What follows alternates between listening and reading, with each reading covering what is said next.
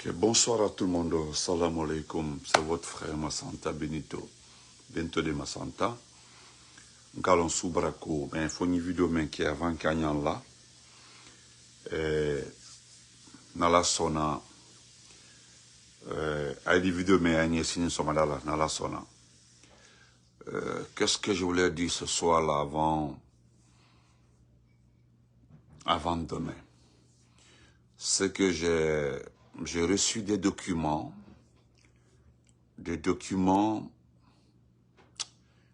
pour lesquels j'ai beaucoup de respect pour ces personnes.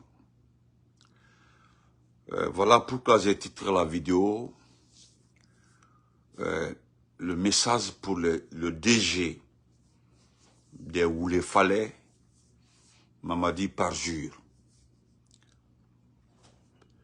Et bien avant ça, le RPG a fait un communiqué dont vraiment, je le répète encore une fois, merci à la direction générale du RPG.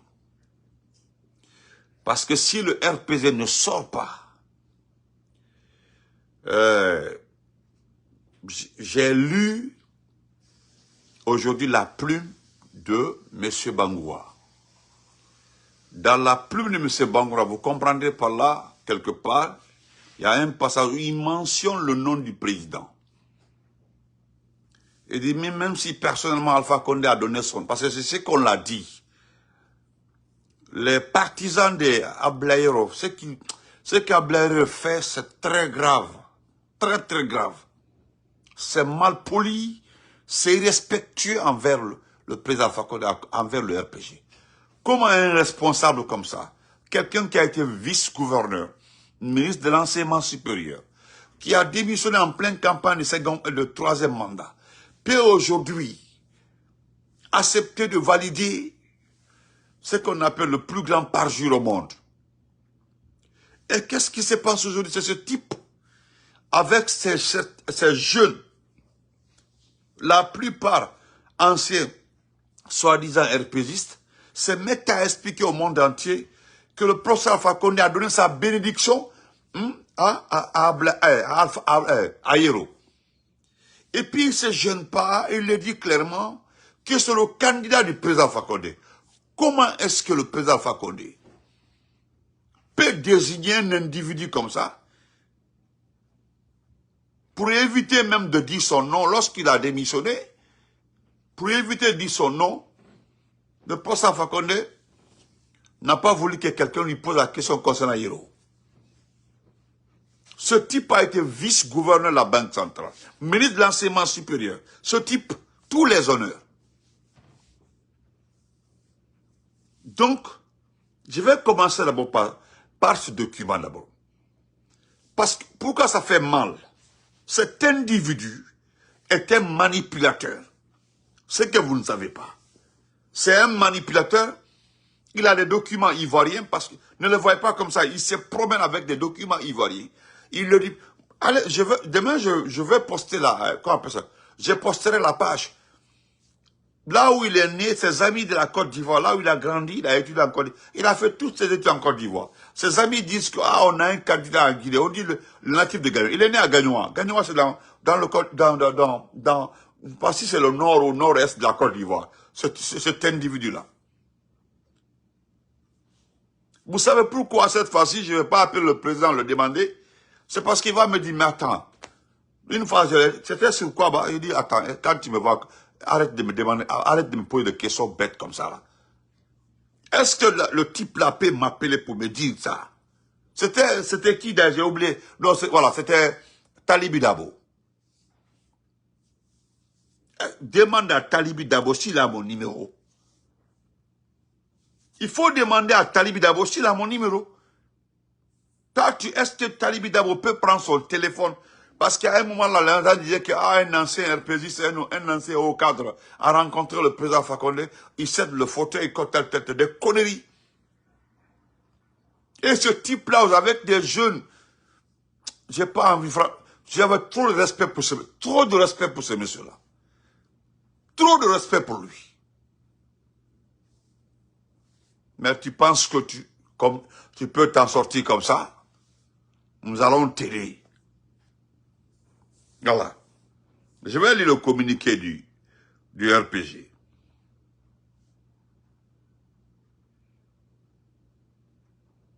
N'importe quoi.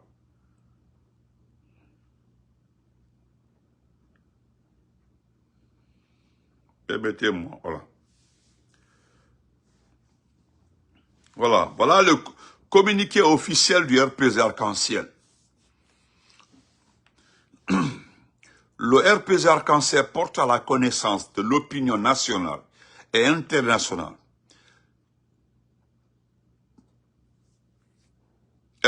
qui circulent depuis quelque temps des rumeurs fallacieuses prêtant au président Alpha Condé,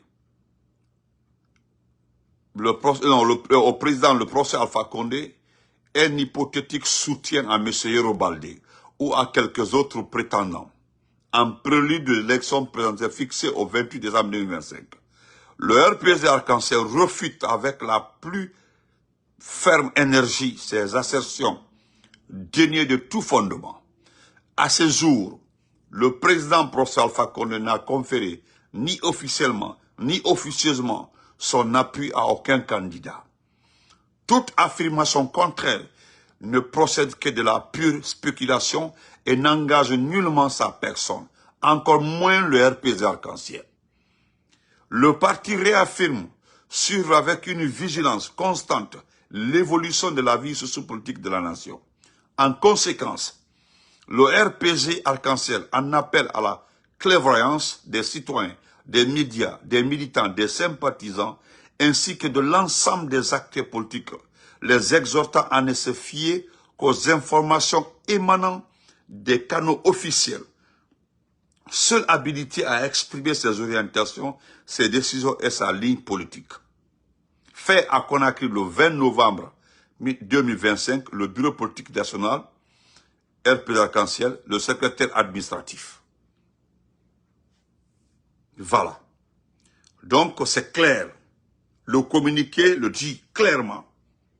Ce sont des allégations, des choses qui ne sont pas liées au président. Donc c'est ce que j'ai dit aujourd'hui.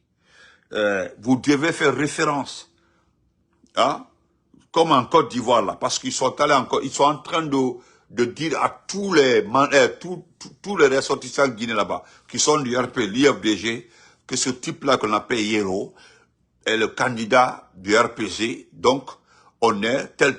Et ça, c'est un document officiel. Voilà, le document signé par le secrétaire administratif. C'est un document officiel. Donc ce bandit, ce fainéant, ces manipulateurs qu'on a payé sa bande, hein, n'ont qu'à donner aux Guinéens un programme. C'est ce que nous avons dit. Si vous partez aux élections, au lieu de ça, vous avez vu, vous êtes fort, vous êtes populaire, c'est comme Doumbouya. C'est-à-dire, il y a Doumbouya. On dit c'est l'homme qui le plus aimé de ce pays-là. L'homme providence, l'homme, c'est-à-dire c'est un envoyé de Dieu. Mais il n'arrive pas à mobiliser même un tiers des personnes ressources pour sa cause. Regardez par exemple. C'est un exemple. Voilà ce qu'ils ont décidé de faire. Voilà. On dit tous les préfets se retrouvent actuellement répartis dans 2 régions. Tous les préfets. 1. Kindia, y compris ceux de Mamou, Labé, préfecture proche pour préparer la campagne et les dispositions pour les élections. La même consigne pour ceux de la forêt et Kankan regroupés à Kankan pour le même objectif. Vous avez vu ça? Les directeurs de campagne des sous-préfectures, les préfectures, sont en route pour prendre part à la rencontre prévue le samedi 22 à 10h au chapiteau Baïssa, à l'esplanade du Palais du Peuple. C'est-à-dire, eux seulement, des milliards pour montrer au monde entier qu'ils sont organisés. C'est juste pour dire qu'ils sont organisés. Tous les préfets, c'est-à-dire à Mamou, les préfectures les plus proches, et puis à Kankan, la forêt et autres, les directeurs se regroupent uniquement pour une campagne. C'est par rapport à quoi? Donc je reviens sur un document, je vais lire ça aussi pour rappeler ceux qui ont la courte mémoire. Voilà, nous rappelons aussi la liste là, écoutez-moi très bien, voilà une liste, c'est regrettable, c'est touchant. Ça touche Bouba Samson. Merci pour les cœurs. Cette liste-là, quand je l'ai eu aujourd'hui, j'ai juste baissé ma tête comme ça et puis voyagé dans le vide. Voilà cette liste. Mamadi Parjou Doumbouya, le directeur de où il fallait dans ce pays-là, le grand menteur. Écoute-moi très bien. Voilà une liste pour rappeler ta sœur aujourd'hui qu'on fête à Cancan parce qu'elle est directrice de campagne. Cette ancienne vendeuse de poissons. C'est-à-dire, je me demande même, hein, on paye certains jeunes pour venir sortir, manifester leur joie, que parce qu'une illettrée comme ça est devenue directrice de campagne. Au Falambra. Moi, je l'ai dit, hein, Aïcha Doumbouya là, risque d'être gouverneur de Cancan. Gardez, écrivez. Celle-là, quelqu'un va sortir un diplôme pour dire oui, elle a été à l'école, elle a fait l'université, elle est gouverneur de Cancan. Ni même marqué Cancan gouverneur, c'est qu'elle n'était. C'est qu'elle n'était. C'est elle qui gère le préfet et le gouverneur de Cancan. Même faut le là. Donc voilà cette liste. Almen Hankli Sinteonia. Vous qui supportez ces criminels-là, écoutez ça très bien. Voici la liste. Les personnes ont disparu sous le régime CNRD. La liste est non exhaustive. Un d'abord, le premier disparu. Nous avons Mofa Soriduno, féticheur, prédicateur, enlevé en juin 2023, porté disparu. Nous avons deux, chers ancêtres Moussa Cheikh Souma, force de défense et sécurité, enlevé en novembre 2023, porté disparu. 3. Colonel Célestin Bilivogui, FDS, enlevé en novembre 2023, retrouvé mort le 25 septembre 2024 à la morgue de l'hôpital Ignace D. 4. Oumar Silla alias Fonike Mange, enlevé le 9 juillet 2024, porté disparu. 5. Mamadou Biloba, FNDC, enlevé le 9 juillet 2025, porté disparu. Seko Nimaga, Sadou Nimaga, ex-secrétaire général du ministère des Mines, enlevé le 17 novembre 2024, porté disparu. 7. Ousmane Yeroui, enlevé le 14 novembre 2024, porté disparu. Mettez les cœurs, mettez les cœurs. Voilà. 9. Djeliman Kouyaté, Griot, enlevé le 1er juin 2025, porté disparu. Voilà. 10. Elaz Amadou Keita, père de Babila, journaliste, enlevé le 29 septembre, porté disparu. Vous avez Faulan Kamano, enfant d'Eli Kamano, artiste, activiste, homme de politique, enlevé le 16 novembre 2025. 2. Robert Kamano, enfant d'Eli Kamano, voilà, enlevé aussi. Voilà. 3. Il y a ça c'est tout récemment. Sa Fomba Kamano, frère d'Eli Kamano, artiste, activiste, homme politique. Voilà. Maintenant, il y a Mabori de l'IFDG. Mais ce que vous ne savez pas, c'est une liste non exhaustive. On le dit ici. On dit ni la chaîne de montagne de Simandou, ni leur campagne de propagande, qu'elle soit nationale ou internationale, ni les constitutions, ni les théories juridiques, ni même les élections présidentielles ne pourront cacher ces crimes contre l'humanité. Aucun de ces crimes ne restera impuni. Aucun de ces crimes. Je reprends la partie. La chaîne de montagne de Simandou, ni la chaîne de montagne de Simandou, ni leur campagne de propagande, qu'elle soit nationale ou internationale, ni leur constitution, ni les théories juridiques, ni même les élections présidentielles ne pourront cacher ces crimes contre l'humanité. Aucun de ces crimes ne restera impuni. Voilà, ce qu'on a. Je dis bien, c'est bien écrit, c'est ça. Aucun de ces crimes ne restera impuni. Wallahi billahi tallahi, si vous comptez sur la durée du pouvoir de Mamadi, Albert d'ici sur le cordon, que le pouvoir va durer comme ça. Ne le kafalnyana. Alma cobra ça. Maintenant, voilà des documents références. Alors, ça, c'est sur Simandou. Voilà les documents. Ça, ce sont d'autres documents encore. Des documents très bien détaillés. Voilà, où on voit ici. Ça, c'est des documents qui sont venus. Je les ai obtenus du département des mines. Vous savez, c'est l'un des travailleurs du laboratoire de Simandou, les mines de Simandou, le laboratoire des mines de Simandou. Il y a un travailleur qui est parti. Lui, il est parti avec ses documents. Comme j'ai parlé de documents et j'ai montré certains documents hier, il m'a envoyé des compléments. Il m'a envoyé des compléments pour enrichir ce que je possède. Il dit, mon frère Benito, je t'envoie ça. Je vis dans tel lieu. Voilà t'as vu mon numéro, donc ne t'inquiète pas. Moi, je ne suis pas en Guinée. Les documents là, je les ai ramassés dans l'ordinateur, je les ai pris dans l'ordinateur. Voilà, les documents, je les ai pris dans l'ordinateur. Tu verras les statistiques. Tu verras que la Guinée n'aura rien dans Simandoula. Quand tu regardes, frère, je sais que tu n'es pas, tu ne connais pas les statistiques minières là, mais efforce-toi de regarder le tableau, lire les tableaux, ou bien je te fais un test là, t'envoyer. Et moi, j'ai regardé, par exemple, j'ai regardé une seule partie. Au niveau de la colonne taxe, là où il y a droit unique d'entrée, DIE, voilà, 5,6% biens importés destinés à l'extraction et le traitement des minerais de fer. TVA, exonéré. Voilà. Non, je donnerai mon numéro 260 parce que c'est dans le petit téléphone là. Comme ça, c'est facile de transférer. À part, vous aurez ça. Vous aurez le document là. Je prends on dit TVA exonéré.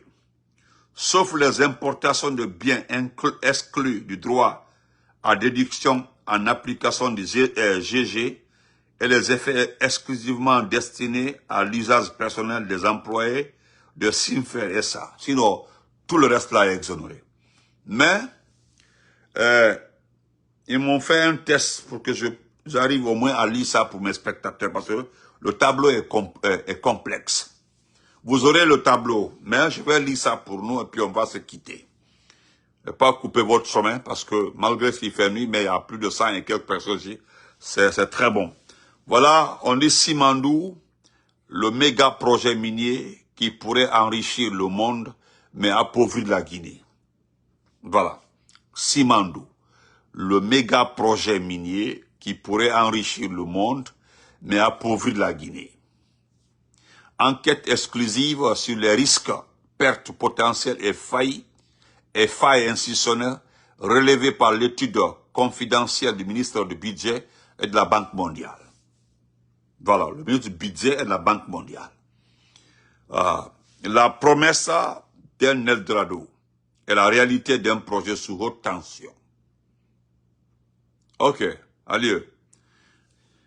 Jamais un projet n'a pesé aussi lourd dans l'histoire économique guinéenne, avec plus de 3 milliards de tonnes de minerais de fer en haute teneur et un investissement avoisinant 20 milliards de dollars. Simandou est présenté comme le tremplin qui pourrait transformer la Guinée en puissance minière mondiale. Selon le rapport stratégique commandité par le ministère du Budget et des Mines, avec l'appui de la Banque mondiale, l'État pourrait engager que 52 milliards de dollars de recettes cumulées sur 25 ans dans le scénario total. Et écoutez très bien.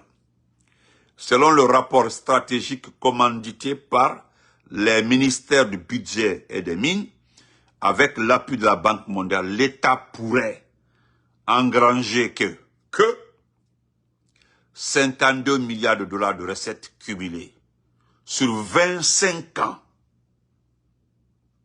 dans le scénario central. Pardon, la personne qui utilise la page de Aïchaba, mon ami qui est décédé là, Aïchaba, la gendarme là, pardon, il faut changer sa photo de couverture, pardon. Voilà, pardon, enlevez son compte là. Vous pouvez utiliser notre truc, s'il vous plaît. Quand je vois la dame là, j'ai envie de pleurer, s'il vous plaît. Pardon. La personne qui a la page de Aïcha Baye, cette amie qui est décédée, voilà, elle était gendarme. Voilà. Donc, pardon. Donc, on continue. Mais derrière cette façade grandiose, le document révèle une réalité autrement plus inquiétante. Failles systématiques, risques fiscaux majeurs, opacité contractuelle, incapacité institutionnelle, vulnérabilité technique et surtout un rapport de force totalement déséquilibré face aux multinationales. Voici ce que dit vraiment le rapport et ce qu'il implique pour l'avenir du pays. Maintenant, je vais lire le rapport. Le rapport est là. Le rapport admet que, d'abord, au niveau 1, petit 1, du rapport de la Banque mondiale, des deux ministères. Mais la réalité, parce que, on le dit clairement, après, c'est-à-dire en 25 ans, c'est 52 milliards de dollars qu'on peut récupérer en 25 ans avec le gouvernement là. Mais si c'était avec un gouvernement démocratiquement élu, voilà, on aurait engrangé aujourd'hui, en 25 ans, plus de 234 milliards. C'est ce que le rapport dit. Je l'ai lu parce que moi je l'ai lu. Mais je vais lire ça pour vous. Voilà, parce qu'on le dit clairement, on dit derrière cette façade grandiose, le document révèle une réalité autrement plus inquiétante. Ça, c'est au niveau de les faillites systématiques, la fiscalité, l'opacité dans les contrats, on ne sait pas qui est engagé dans Simandou, on ne sait pas. Voilà. Donc, voici le premier point du rapport. Des recettes colossales, mais impossibles à garantir. Ça, c'est le premier point. Le rapport admet que les projections de recettes reposent sur des hypothèses fragiles. Le prix du fer, extrêmement volatile, peut faire varier les revenus nationaux de plus de 40% d'une année à l'autre. Ça veut dire quoi? Je l'ai dit maintes fois, c'est-à-dire la fluctuation mondiale. Le fer peut être bas, le prix peut être bas. Et ça va se répercuter directement sur l'exportation, sur la valeur du fer. Voilà. Avertissement officiel sur la volatilité. Voilà l'extrait du document. Les recettes totales de l'État varient significativement en fonction du prix du minerai. Une hausse de 20% du prix conduit à une augmentation de près de 40% des recettes. En d'autres termes, la Guinée joue sa stabilité budgétaire au casino des marchés mondiaux, au casino. C'est ça, c'est au casino, quoi. 2. Le talon d'Achille, 60% des recettes exposées à la manipulation. Ouais, 60% des recettes exposées à la manipulation. Ils expliquent. Le cœur du scandale potentiel réside dans cette phrase du rapport passé sous silence dans les communications publiques. Risque majeur sur le prix des transferts, extrait du document. Près de 60% des recettes proviennent de l'imposition des bénéfices, où le principal enjeu résiderait dans le contrôle des prix de transfert. Et le rapport ajoute, les principaux risques associés sont liés à la minorisation des bénéfices via des prix de transfert, la délocalisation des profits, la sous-facturation du minerai. Parce que la tonne est vendue à 16,06 $ au lieu de 100 ou 103. En clair, si les multinationales manipulent les prix entre leurs propres filiales, l'État guinéen ne pourra jamais collecter ce qu'il devrait. 3. Une administration qui ne peut pas contrôler les multinationales. Il y a un journaliste étranger qui l'a dit. L'étude est sans ambiguïté.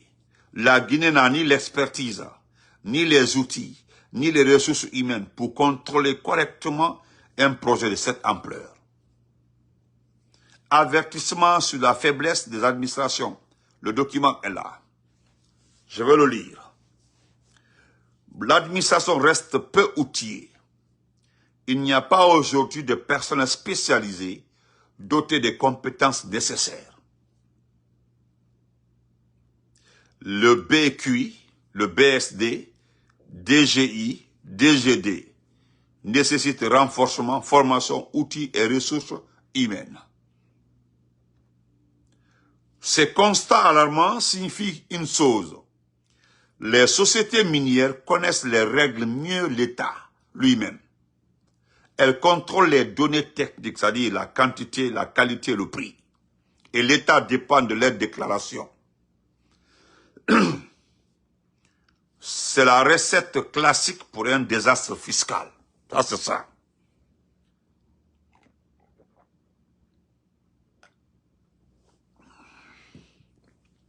Quatre.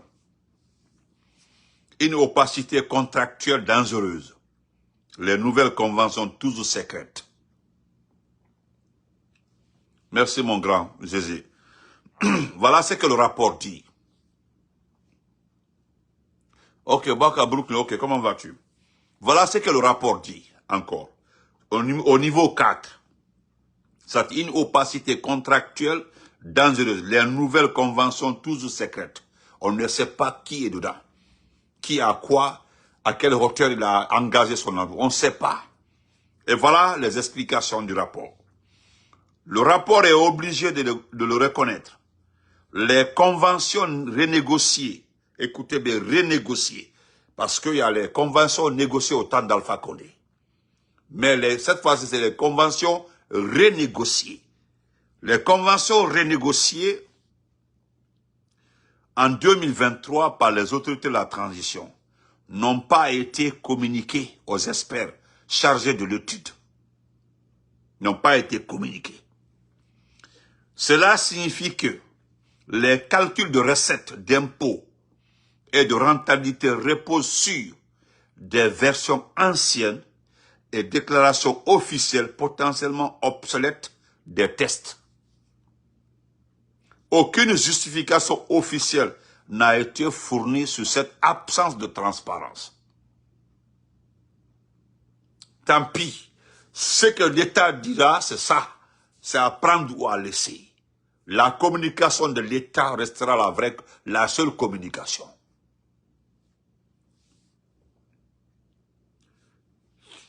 Numéro 5. Des exonérations qui déshabillent l'État. Les exonérations. Exemple, te dit que bon, toi, tu envoies ça, mais tu payes pas ça. Numéro 5, au point 5. Voilà ce que le rapport dit. Le rapport nous dit que certaines entités du projet bénéficient d'exemptions totales, y compris sur des taxes essentielles. Mais là, le problème, voilà, le rapport l'explique. Exonération choquante, extrait du document. Voici le document. CTG est exonéré de taxes sur les activités financières ainsi que de la taxe IRVM tout au long de la période d'exploitation. La société CTG est exonérée de taxes sur les activités financières, les transactions financières là. Ils sont exonérés. Même dans le IRVM, ils sont exonérés. Pendant toute la période d'exploitation. Si la période là prend 20 ans, 30 ans, c'est qu'ils sont exonérés. C'est des milliards que nous perdons. Pendant que la Guinée peine à financer ses hôpitaux, ses écoles, son administration fiscale, une société chargée d'une infrastructure stratégique ne paiera aucune taxe financière pendant des décennies. Vous avez vu ça? On laisse la société ne paiera pas de taxes. Et pourtant, on n'a pas d'école, on n'a pas d'hôpitaux, tout ça là. Et Marimassa là. Voilà. Est-ce le prix de la participation gratuite de la Guinée dans cette compagnie? Question Nara. Est-ce que c'est à cause de ça qu'ils ont laissé la Guinée participer? Parce que si tu vérifies, c'est comme si on a donné ça gratuitement. C'est-à-dire le monde là, le Simandou a été donné gratuitement. Pour que le nom de la Guinée reste dedans là. Est-ce que c'est pas à cause de ça? Ils ont des bons. Vous n'avez pas de date, c'est-à-dire vous n'avez aucun matériel. Vous n'êtes pas, c'est-à-dire vous n'avez aucun, qu'on appelle ça. Vous n'avez rien qui peut nous aider dans l'affaire de Simandou là. Donc vraiment, on préfère exploiter, payer les taxes. Quand on participe, donc on vous exonère les taxes là. Voilà comment la Guinée participe dans l'affaire là. C'est-à-dire notre propre pays, notre propre mine. Voilà pourquoi le vieux là, le professeur Kaba avait dit que c'est notre mine et puis on demande pardon. Nous demandons pardon. Sur ça aussi quoi. Nous demandons pardon, laissez-nous participer. Queen, donne-moi ça ici. 9:15. Donc, le point 6, un risque de capture totale des recettes. Un risque de capture totale des recettes. Dépose tout ici. Rapidement. J'arrive, ok? Donne ça ici. Donne ça ici. Non, donne ici. Donne ici. Voilà. Va faire pipi. T'en vas. Un risque de capture totale des recettes. Voilà ce que le rapport dit. Le document expose un danger rarement évoqué publiquement. Et voilà ce qu'il dit. Il dit, même si le projet devient beaucoup plus rentable que prévu, l'État pourrait ne rien percevoir de plus. Et imaginez que le cours du fer monte. Mais la façon dont ils ont travaillé les documents, les contrats, si le cours du fer augmente, l'État ne va rien gagner. L'État là, ce qui appartient à l'État, c'est ça, ça ne bouge pas. Iota. La Guinée. Voilà. Il dit partage de valeurs défavorables à l'État. Voilà l'extrait du document. C'est-à-dire le partage de valeurs défavorables à l'État. Extrait du document. Voilà ce que le document dit. Voilà. Le document dit, il dit profitabilité du projet supérieure aux attentes, sans gain additionnel significatif pour l'État. Vous avez vu ça? Profitabilité du projet supérieur aux attentes, sans gain additionnel significatif pour l'État.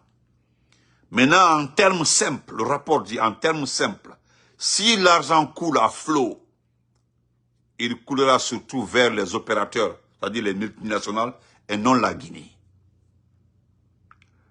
Point 7. Un système incapable de suivre les recettes. Même si les sociétés payent ce qu'elles doivent, encore faut-il que l'État soit capable de tracer les paiements. Vous avez vu ça aussi. C'est-à-dire, même si les sociétés la payent, il faut que l'État soit capable de tracer les paiements. Et alors, maintenant, on revient à l'avertissement sur le non-traçabilité des revenus. Maintenant, voilà ce que le rapport dit par rapport à ça. Risque de recouvrement et non-paiement de certaines obligations. Nécessité d'un système de traçabilité des paiements miniers. Écoutez très le risque de recouvrement et non-paiement de certaines obligations nécessité d'un système de traçabilité des paiements miniers. On dit sans un système intégré, les paiements peuvent passer inaperçus, les arriérés deviennent invisibles et les pertes s'accumulent sans contrôle. Le point 8, le point noir, l'État ne contrôle pas les exportations. C'est là-bas le problème. Voici le problème. L'État n'a aucun matériel. J'ai vu un laboratoire, on dit c'est un laboratoire, c'est la vie même, le poumon même du Simandou. Et voilà, c'est le point le plus important que le rapport nous explique. Good night, baby. Tu as pris l'eau? Ok. C'est que notre pays ne possède aucun matériel qui peut, c'est-à-dire qui peut quantifier l'exportation, la quantité exportée. C'est à cause ça pour la bauxite là. Les gens là exportent et puis c'est eux qui donnent donnent les données là aux organismes indépendants là qui parlent de niveau de vie élevé, de croissance économique. C'est les mêmes sociétés. Là, voilà, on est arrivé au niveau du fer aussi. Nous n'avons aucun matériel, aucune machine, aucune technique qui peut tracer ça, qui peut quantifier le nombre. Ils peuvent dire qu'ils ont exporté 100 millions de tonnes. À vrai dire, ils ont exporté 200 millions ou 150 millions de tonnes. C'est-à-dire, nous allons perdre. Nous allons perdre. Vous avez vu le président Ibrahim Traoré, quand il a récupéré les mines d'or, aujourd'hui il a combien? Hein? Aujourd'hui il a combien à la banque? Combien de tonnes d'or à la banque burkinabé? On dit, depuis plus de 35 ans, c'est du jamais vu. C'est-à-dire, c'est le Burkina même qui contrôle. C'est comme ce que le président Alpha Condé avait fait. Il a interdit que l'or quitte Sigiri pour aller à Accra. Maintenant, vous passez par la Banque centrale. Voilà pourquoi on avait beaucoup d'or à la Banque centrale. Beaucoup d'or à la Banque centrale. C'était contrôlé. Hey. Allahu Akbar. Tellement donc, le point noir, on dit l'État ne contrôle pas les exportations.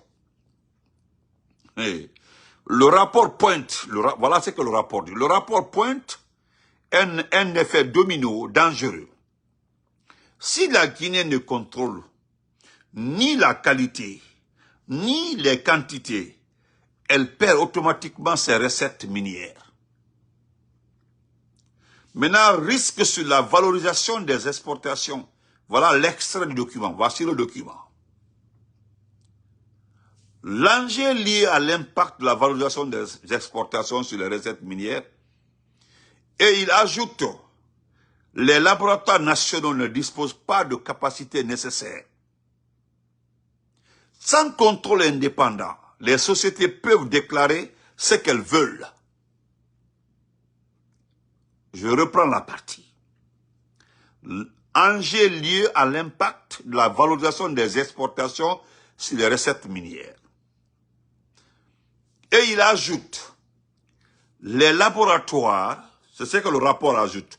Le rapport dit que les laboratoires nationaux ne disposent pas de capacités nécessaires. Et pourtant, qu'est-ce qu'ils disent? Sans contrôle indépendant, les sociétés peuvent déclarer ce qu'elles veulent. 9e point. Une coordination institutionnelle quasi inexistante. Une coordination institutionnelle quasi inexistante.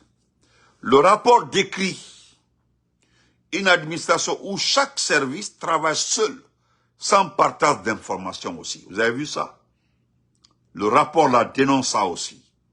C'est-à-dire le rapport décrit l'administration qui gère les mines là, Simandou là, c'est-à-dire chacun est dedans là. C'est-à-dire chacun est dans Simandou là, mais personne ne communique. C'est-à-dire les informations ne sont pas partagées. Aken no beni tata, kawa. Et voilà l'analyse d'un expert. Il dit l'État doit mettre en place une plateforme d'information commune. Améliorer le partage d'informations entre administrations. Sans coordination, les failles s'additionnent, les pertes se multiplient et la souveraineté fiscale s'évapore.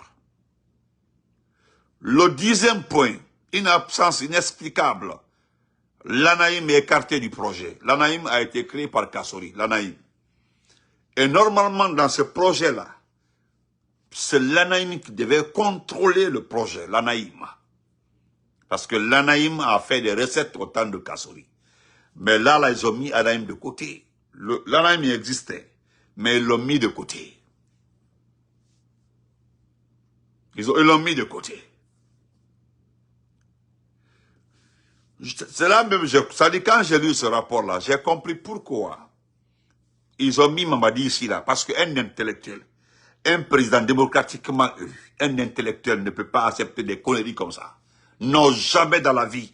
Même si on dit que le président, la personne aime l'argent, va jamais cautionner ça. Ce président ne va jamais accepter comme ça, qu'on délapide comme ça. C'est-à-dire qu'on vient ramasser les mines de ce pays partir. Non, jamais. L'étude note un fait troublant. L'Anaïm, pourtant bras historique de l'État dans les infrastructures minières, n'est tout simplement pas impliqué dans le projet Simandou. Mido, merci pour les cœurs, merci. Avertissement, voilà l'extrait du document. Malgré l'ampleur des infrastructures, l'Anaïm n'intervient pas activement dans le projet. Pourquoi? Qui l'a décidé? Au profit de qui? Le rapport ne le dit pas, mais la question s'impose. En conclusion, la conclusion du rapport, Simandou est un projet gigantesque, mais un risque systémique pour la Guinée. Simandou possède un potentiel gigantesque, mais l'étude des ministères du budget des mines et de la Banque mondiale révèle une vérité dérangeante. L'État guinéen n'est pas prêt. Les multinationales sont techniquement dominantes. Les contrats sont opaques. Les exonérations sont massives. Les risques de pertes fiscales sont colossaux. Les administrations sont sous-dimensionnées. Si rien ne change, Simandou pourrait devenir le plus grand projet minier du monde sans jamais enrichir la Guinée à la hauteur de ses ressources en raison de l'opacité entretenue par les autorités guinéennes du moment. Ouais. Anonymous Premier, l'autre citoyen indigné qui vient de se réveiller dans le presqu'île de Kano. Donc voilà, l'expert l'a écrit, ça, il a pris des extraits. Ce sont les extraits, il a expliqué, il a détaillé, on le dit merci. Merci mon frère. C'est un ancien travailleur d'abord, quand il a vu, lui il est parti. Il se trouve aujourd'hui en Europe. Et il m'a envoyé tous les documents. J'ai tous les documents. Tout est là. Et documents, page par page. Tout est là. Donc, on se reprend demain sous la protection divine, Inch'Allah. Oui. Donc, je reviens encore sur le communiqué. Voilà. Le communiqué du RPG. N'oubliez pas, hein. Pardon, n'oubliez pas le communiqué du RPG. Nous devons régler les comptes. Voilà. On m'a même envoyé une courte vidéo là. Une vidéo conseil pour Aïcha Doumbouya. Qui m'a envoyé ça, voilà.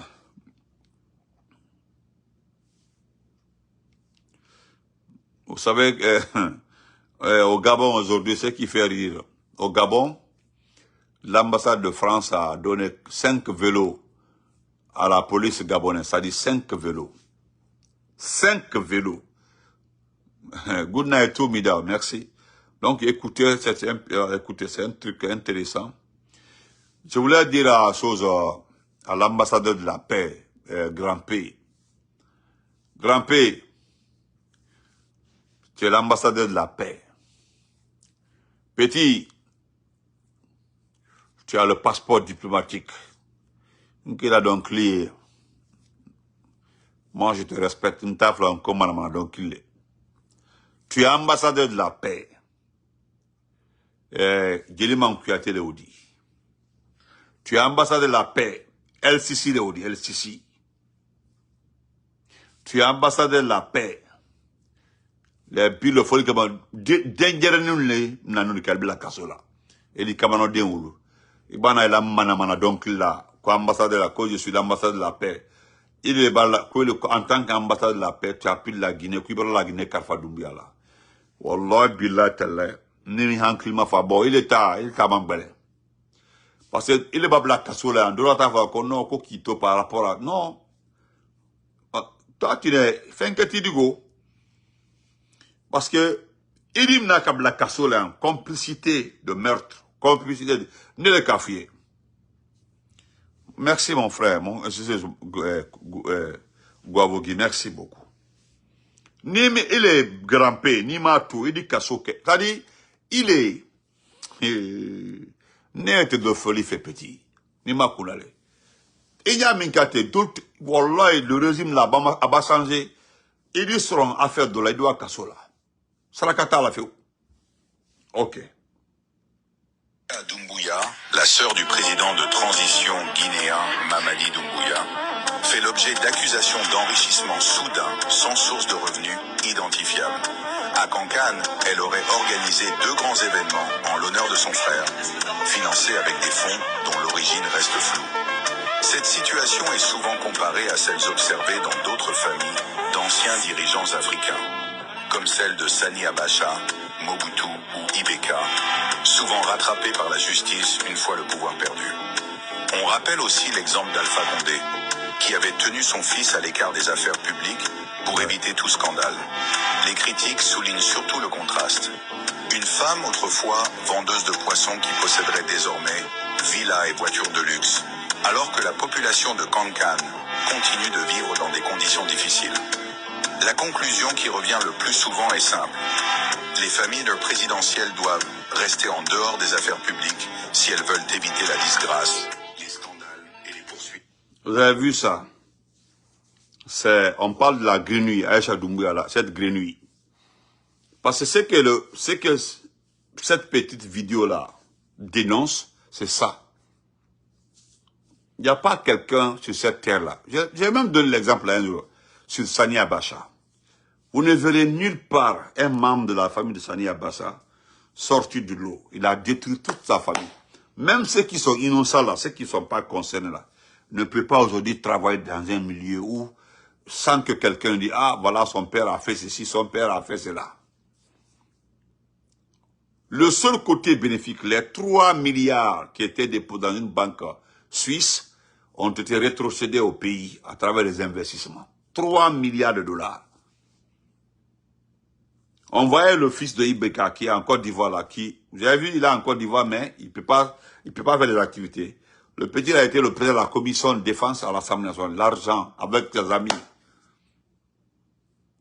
Vous avez vu, ils ont cité l'exemple du président Alpha Condé qui avait mis à l'écart son enfant pour éviter les scandales. Oui, c'est ça. Je l'ai dit dans le procès Alpha Condé, c'est lui-même en personne. Il a dit à son fils, quitte. Son fils pouvait quitter, mais rester en Guinée. Mais il a éloigné son fils de la Guinée. Ça, c'était un exemple exceptionnel. Le président Alpha Condé. Il a demandé à Mohamed de partir. Si j'ai mon propre argent là, je peux te donner. Va te débrouiller. Et c'est quelqu'un qui a fait de très bonnes études, Mohamed. Il a fait de très bonnes études. C'est-à-dire, il a interdit à son fils de participer ici, c'est-à-dire d'être actionnaire dans une société dans ce pays-là. Même être actionnaire, il n'a pas accepté. Il a refusé que son fils soit actionnaire, soit chef d'entreprise dans ce pays-là. Il a totalement refusé. Et aujourd'hui, sinon, imaginez, hein, 2 mandats avec des projets. Mohamed serait en prison quelque part aujourd'hui. Il serait aujourd'hui traqué partout. Mais regardez-les. Le passeport qu'il détient, ce n'est pas un passeport guinéen. Je ne dirais pas son passeport. Vous avez vu, il voyage, il fait ses propres activités. Il n'a pas de problème avec quelqu'un. Tandis qu'il y a des enfants des chefs d'État aujourd'hui qui ne peuvent pas. Dès que tu sors la tête, on dit voilà le fils d'Ali Bongo. Oh, voilà le fils de Sani Abacha. Oh, voilà le fils de tel. Oh, voilà. Mais aujourd'hui, Mohamed Condé peut sortir partout, même après Doumbouya, il peut aller là où il veut. Qui peut le débouder? Tu as volé des milliards en Guinée. Vous ne verrez jamais son nom, quelque part où il a signé ou bien il a accompagné quelqu'un, son père, pour gagner un projet. Nulle part. Voilà Aïcha Doumbouya. Le documentaire le dit même. une ex-vendeuse de poissons, aujourd'hui, propriétaire de villas, roule dans des voitures hein, de comme de 200, 300, 400 millions. Parce qu'elle est la sœur de Doumbouya. Parce que c'est elle qui vient directement après Doumbouya. Après Doumbouya, c'est elle. Hein? Celle qui était de... Tandis que la population de Kankan, le documentaire précise, hein, tandis que la population de Kankan souffre. C'est-à-dire, quand vous rentrez à Kankan, vous partez dans certaines familles, même le manger, les gens mangent une fois par jour, deux fois même, difficilement 2 fois par jour. Tandis que voilà une petite famille, une famille qui était là, pauvre, monopolise tout à Kankan aujourd'hui. Monopolise, gère tout à Kankan aujourd'hui. Moi, je vous dis bonne nuit, on se reprend demain. Merci.